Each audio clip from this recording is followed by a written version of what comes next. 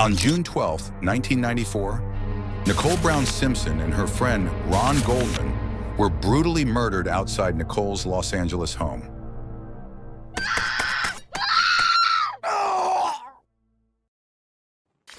Little did the public know that the investigation into these murders would spiral into one of the most infamous trials in American history. O.J. Simpson, a football icon, actor, and beloved celebrity.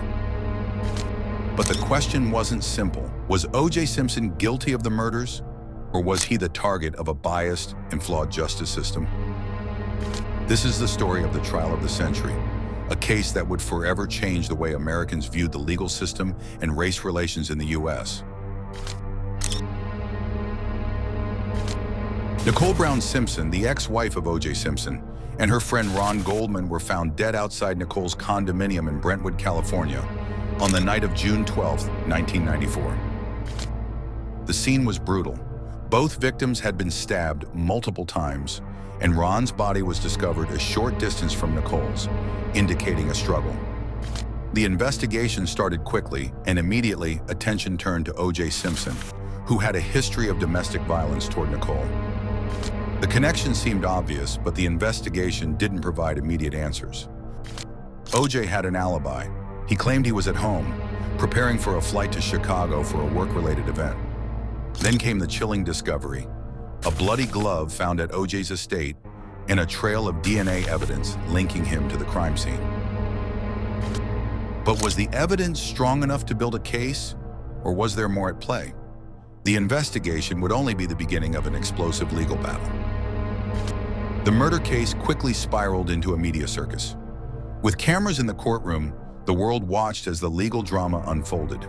The public was captivated, not only by the details of the case, but also by O.J. Simpson's status as a celebrity. This was no ordinary trial.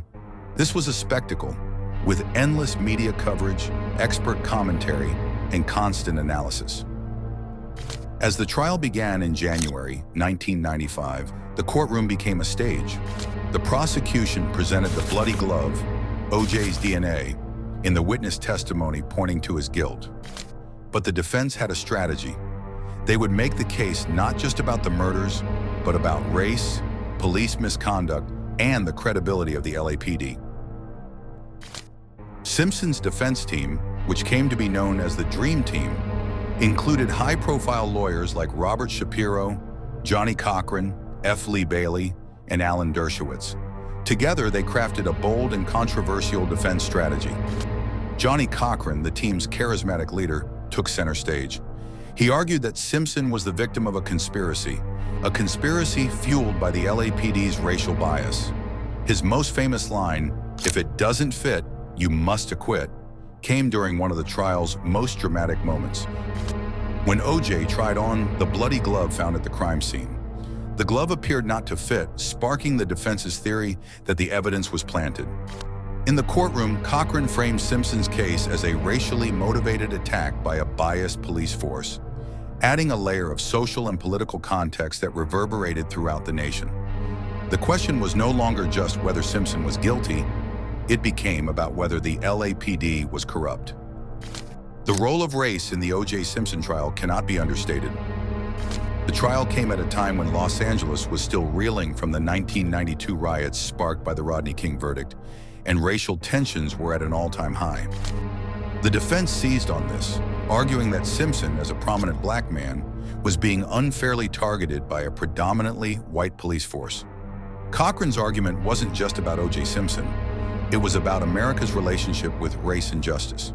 By invoking race, he not only appealed to the jury, but to the public, who were divided in their support of Simpson. Some saw Simpson as a victim of a racist system. Others believed the trial had been hijacked by race politics, overshadowing the pursuit of justice. The public was deeply polarized. The case wasn't just a legal battle. It was about the future of race relations in America. October 3rd, 1995.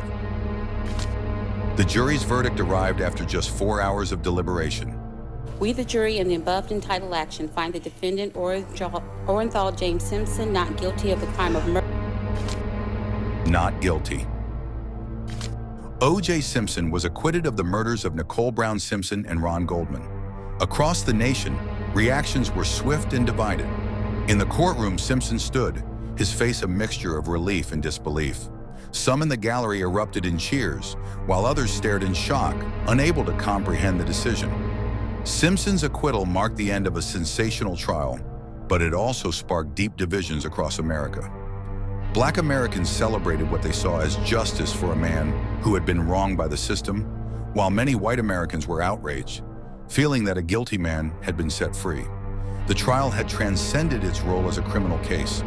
It had become a mirror to the nation's issues with race, class, and the legal system.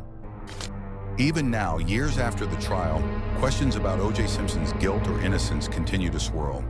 Some still believe he got away with murder, convinced that the evidence pointed to his guilt, but the legal system failed to deliver justice. Others point to the possibility of reasonable doubt: the gloves, the DNA, the alleged police misconduct.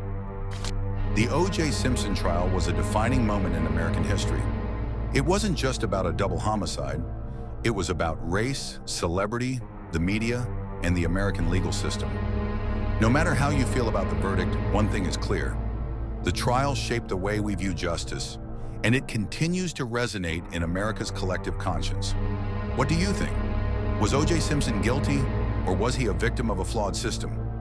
Leave your thoughts in the comments below, and make sure to like and subscribe for more in-depth analyses of the cases that continue to define our culture.